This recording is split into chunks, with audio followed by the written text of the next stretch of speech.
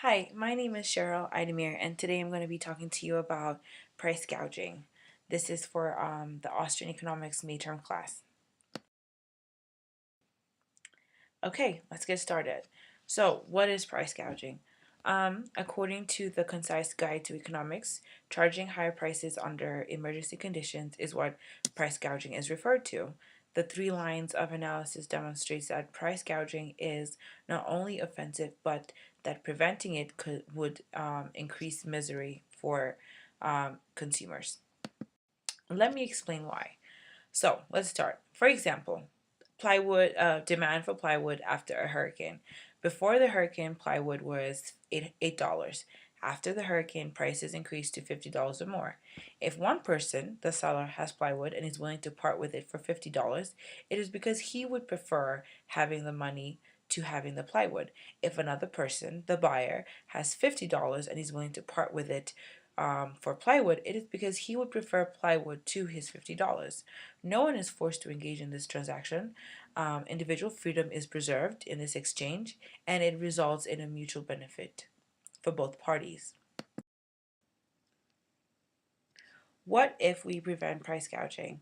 Preventing increased prices as a way of allocating the reduced supply with the increased demand will result in a more severe shortage in plywood going to uses that are less than the most urgently needed ones. For example, if one had to sell plywood for a legal or socially stigmated maximum of $8, then he might decide to keep it with as opposed to selling it for that standard price. Prices of goods. So, as general knowledge to go along with this presentation, price of goods are based on the conditions of supply and demand and the willingness and abilities of buyers and sellers to trade. And this always happens. This is typical before and after an emergency situation. So basically, to conclude this whole presentation, price gouging is somewhat a motivation for work during times of disaster. The reason I say this is because the cost of sending goods into a disaster area is dramatically increased because of the damage. Trucks now take longer to reach their destination, and as we all know, time is money.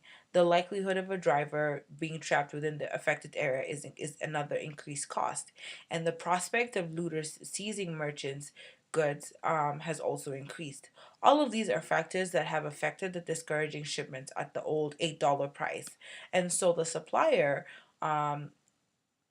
would have to increase his prices, and which then results into price gouging in order to take care of the costs that were mentioned and to encourage the needed supply.